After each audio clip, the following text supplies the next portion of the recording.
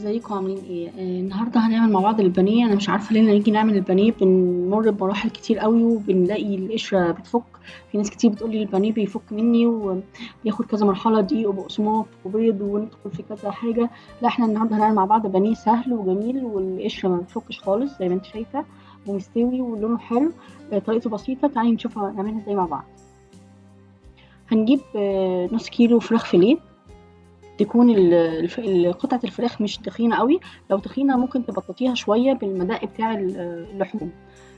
هنستخدم ايه التتبيلة؟ هنستخدم بصل مبشور ناعم جدا. انت هتستغربي طبعا ان انا مستخدمه بصل مبشور، في ناس تقول لك حطي ميه بصل، لا انا بحط بصل مبشور بس يكون ناعم جدا، وهتشوفي مش هيفك معايا ولا حاجه. هنحط التوابل بتاعتنا ملح وفلفل وبهارات، وهنحط بابريكا، وهنحط كاري، نحط توم باودر، بصل باودر، وشويه مستردة. قلبيهم واعملوا ميكس كده مع بعض. نحط بقى الفراخ، تتبيله حلوه وجميله جدا. طعم الفراخ من جوه هيبقى حلو، والبقسماط مش هينزل منها ولا حاجه. بس سيبي بقى التتبيله في الفراخ نص ساعه كده عشان تشرب من بعض وتبقى طعمها حلو.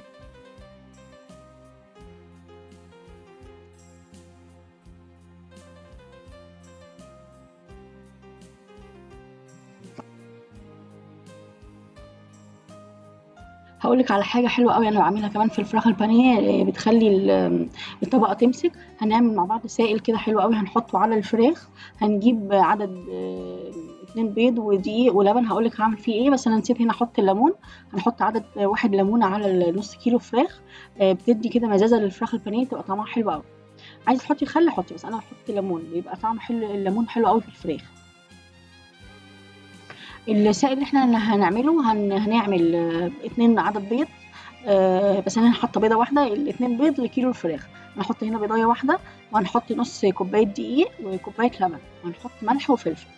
دول هنعملهم mix مع بعض وبعد كده نحطهم على الفراخ.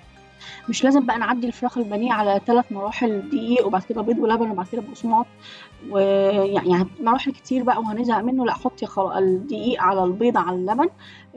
قلبيهم كلّهم مع بعض وحطيهم على الفراخ، وقلبيهم كلّهم مع بعض كده هيبقى التتبيلة حلوة جدًا، وسيبيهم برضه ربع ساعة مع بعض.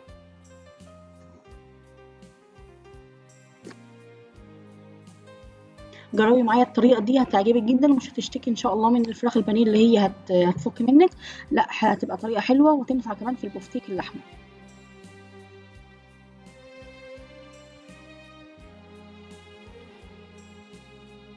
هاعمل معاكِ برضه البفتيك إن شاء الله في فيديو جاي.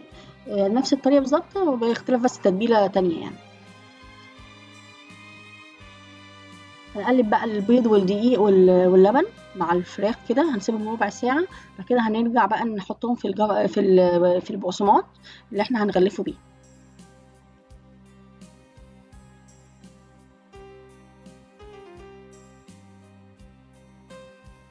خلاص بقى كده إحنا خلاص عملنا الخليط بتاعنا. هنجيب بقى إيه البقسماط بتاعي. أنا هنا باحط بقسماط باجيبه من عند العطار، بيبقى طعمه يعني بيبقى لونه كده فاتح، ممكن تجيبيه من السوبر ماركت.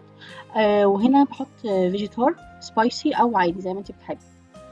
هنبتدي بقى نطلّع من الخليط بتاعنا الفراخ ونحطه في البقسماط، نكبس كده بإيدينا أوي عشان يعني كلّهم يتغلفوا بعض تبقى حتّة واحدة، وتكبسي أوي حتّة الفراخ عشان تبقى قطعة واحدة زي ما أنتِ هتشوفي.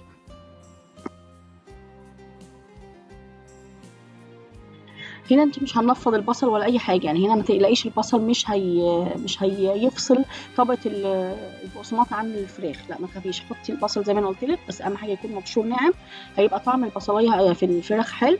اكبسي بس أوي الفراخ وخلّيها تبقى حتّة واحدة مع البقسماط، مش هتفصل منِّك ولا حاجة.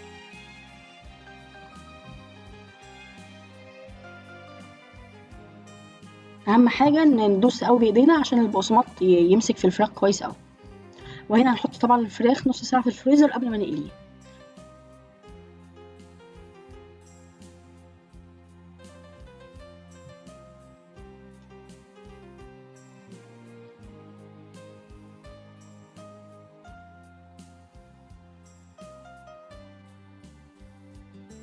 ممكن كمان تخزّنيه بقى في الفريزر كمان هيبقى حلو أوي. يالّا الطاسة بقى على النار فيها حبّة زيت، درجة الحرارة هتكون متوسطة، يعني أنا مش عايزة درجة الحرارة تكون عالية أوي ولا باردة في نفس الوقت، يعني بُصّي هتلاقي الزيت متوسط، يعني عشان لو حامي أوي الفراخ هتنزل هتاخد صدمة على طول هتبقى نيّة من جوّه وممكن البقسماط يفُك منِّك، لأ درجة الحرارة تكون متوسطة عقبال ما نحط قطع الفراخ هيبتدي الزيت يحمى وتتحمّري الفراخ هتبقى لونها حلو وهتكون مستوية ومقرمشة في نفس الوقت.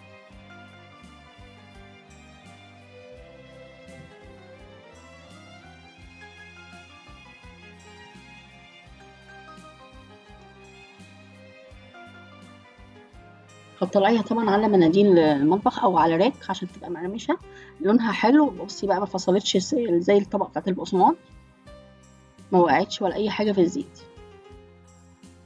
لونها جميل جدًا. طلّعيها كده بالشكل ده، عايزة تطلّعيها أفتح من كده طلّعيها، يعني كل لون التحمير بيرجع أنتِ بتحبيه إزاي.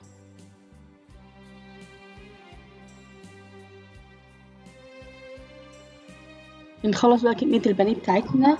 البانيه بقى يعني سهل جدًا، هتعمليه بطريقة سهلة، مش معقّد يعني ما تخافيش بقى منّه ولا هتقولي هيفُك ولا أي حاجة، لأ جرّبيه بالطريقة دي هتعجبِك. وهتيجي شايفة لونه جميل جدًا وطعمه إن شاء الله هيعجبِك، بس جرّبيه معايا وابعتي لي عملتيه إزاي، لونه تحفة القشرة ماسكة، طعمه حلو وفاتح من جوّه، وبالهنا والشفا. ومطبخ رانيا النهارده كان معاكِ الفراخ البانيه بتتبيلة جميلة جدًا. أشوفِك في الفيديو الجاي إن شاء الله.